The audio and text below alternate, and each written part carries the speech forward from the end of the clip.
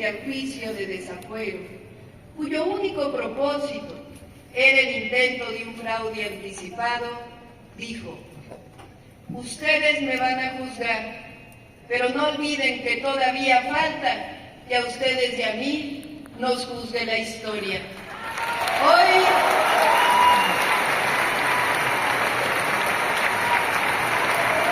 lo decimos con certeza y sin temor a equivocarnos. La historia y el pueblo lo ha juzgado. Andrés Manuel López Obrador, uno de los grandes.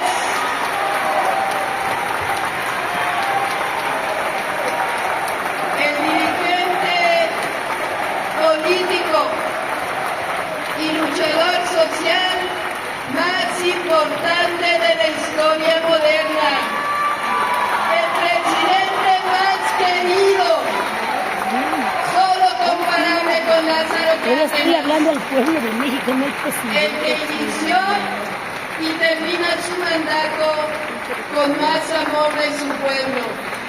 Y para millones, aunque a él no le gusta que se lo digan, el mejor presidente de México.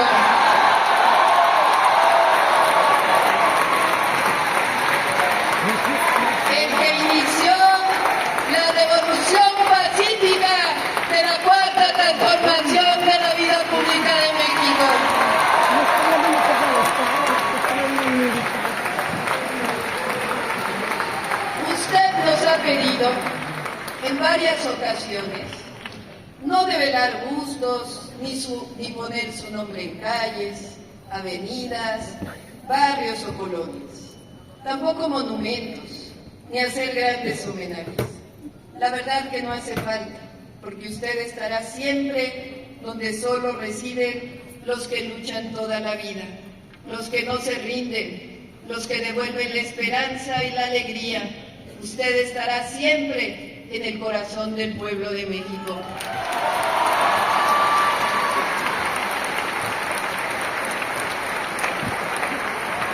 Se retira de la vida pública como un demócrata y maderista, a seguir luchando desde otra trinchera, a escribir sobre lo que ha sostenido desde sus primeros días cuando trabajó con los mayachontanes, que el origen de la grandeza cultural de México reside en las grandes civilizaciones que vivían en esta tierra siglos antes que invadieran los españoles. No es casualidad, sino una armonía de la historia, que ayer se haya publicado en el Diario Oficial de la Federación la reforma de la Constitución Política de los Estados Unidos Mexicanos, que otorga derechos plenos a los pueblos indígenas y afromexicanos de México.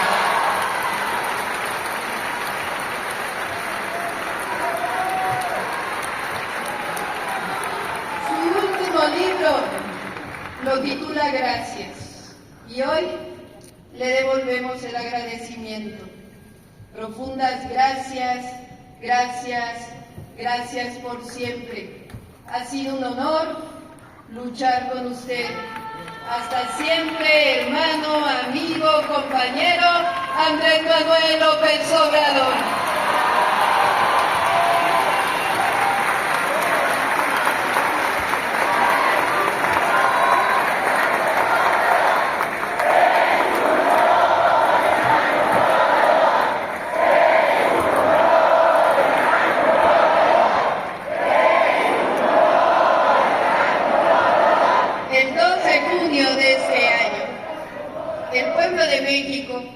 De forma democrática y pacífica, dijo fuerte y claro: es tiempo de transformación y es tiempo de mujeres. Hoy, 1 de octubre del 2024, inicia la segunda etapa, el segundo piso de la cuarta transformación de la vida pública de México. Y también hoy, después de 200 años de la República y de 300 años de la colonia, porque previo a ello no tenemos registros claros, es decir, después de al menos 503 años, por primera vez llegamos las mujeres a conducir los destinos de nuestra hermosa nación.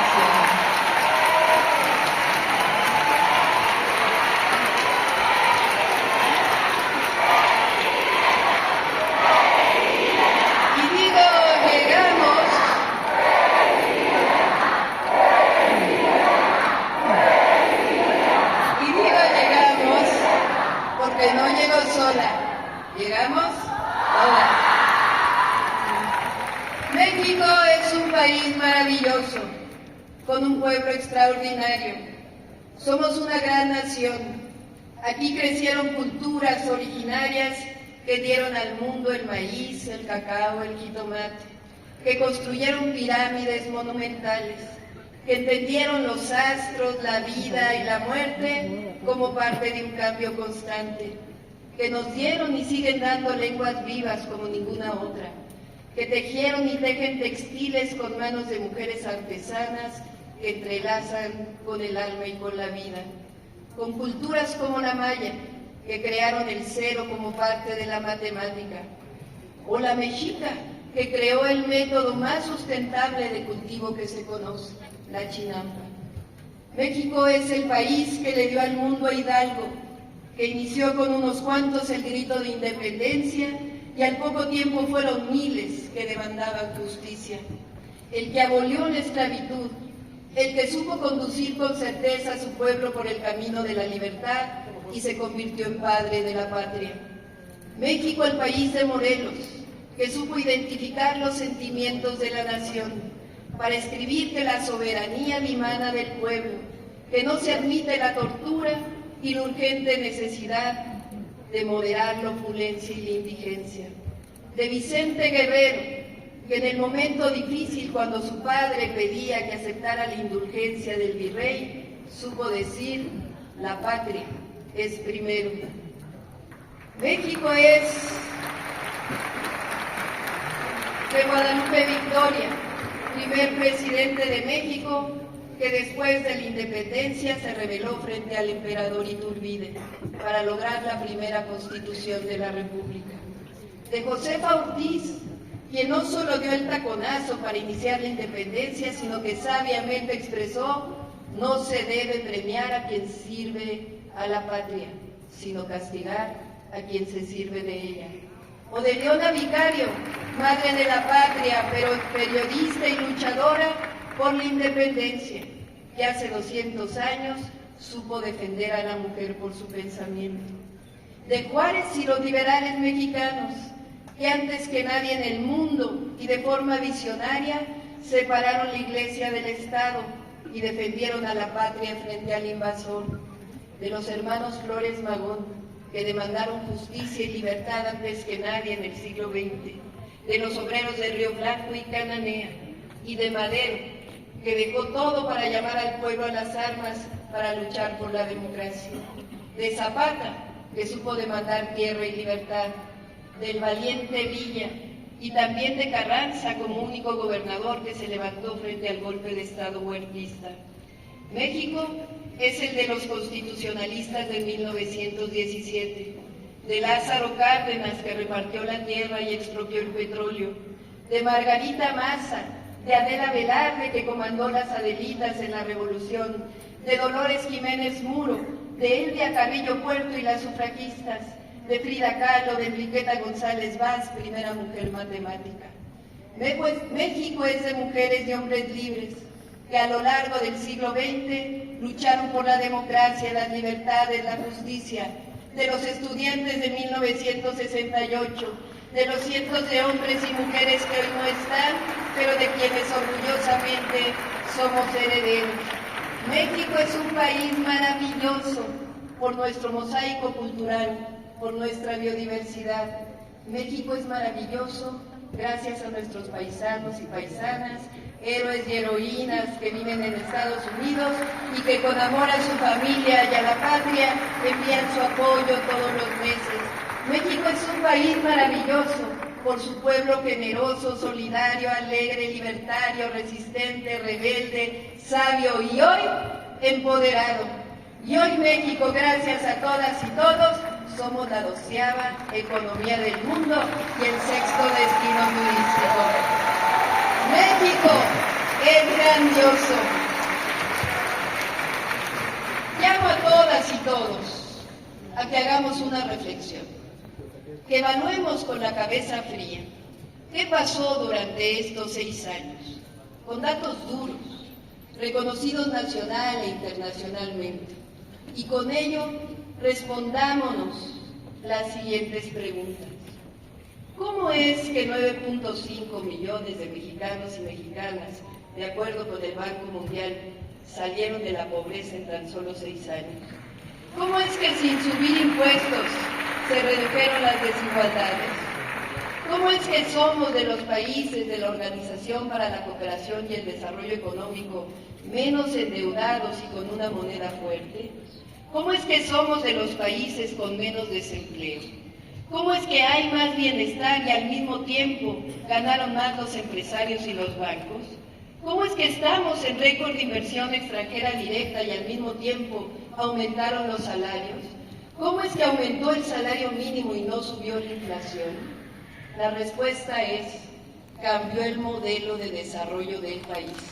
Del fracasado modelo neoliberal y el régimen de corrupción y privilegios a uno que surgió de la fecunda historia de México, del amor al pueblo y de la honestidad. Lo llamamos el humanismo mexicano. Por eso hablamos de una transformación profunda y aceptémoslo. A todas y a todos les ha ido mejor. Con este pensamiento y su puesta en marcha, se cayeron muchos mitos y engaños del pasado.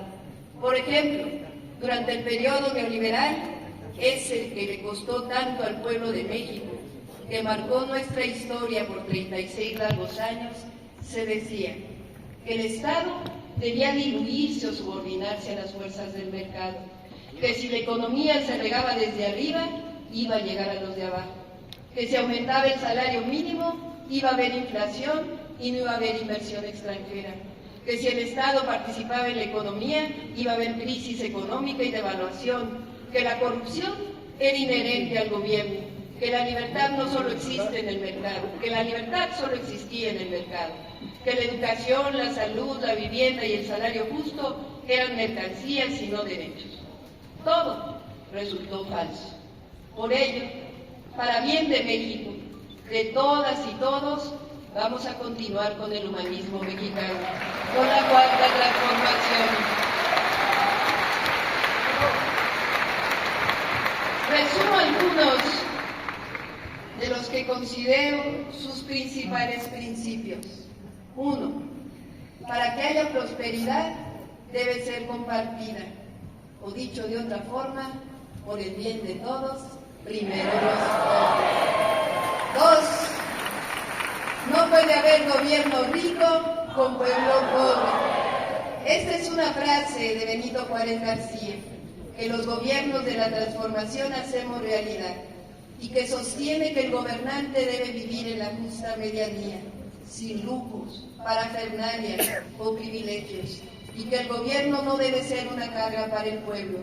A eso le llamamos austeridad republicana. 3. Las y los gobernantes debemos ser honrados y honestos. El uso de las estructuras de gobierno para el beneficio personal o de un grupo ensucia el servicio público. La corrupción debe combatirse por ética y por principios, pero además, como lo hemos visto, porque ahí radican los recursos necesarios para el bienestar del pueblo y el desarrollo de la nación. En pocas palabras, la honestidad da resultados. Además, la autoridad moral es lo más importante, y esa no se compra en la esquina, se construye con una sola mística, la de luchar con honradez todos los días por un México con justicia, democracia y libertad. 4.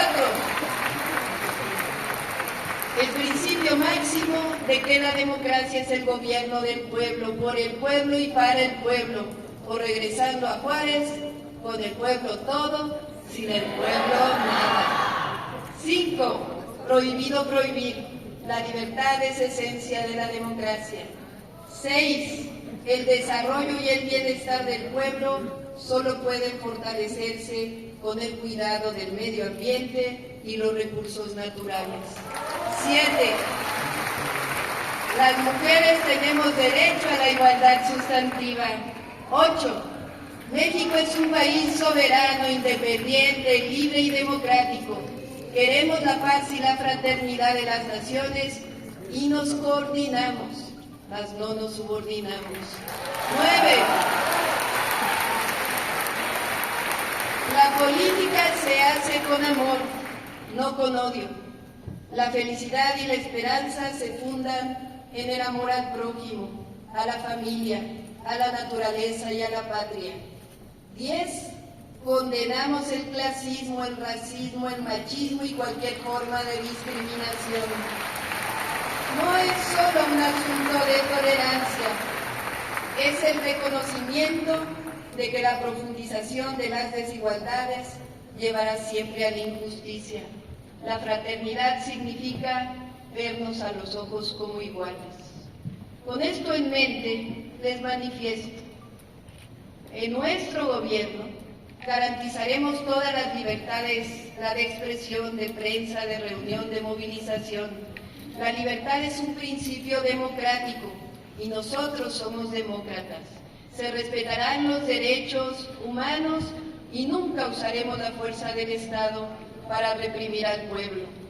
Respetaremos y garantizaremos la diversidad religiosa, política, social, cultural y sexual de nuestra sociedad.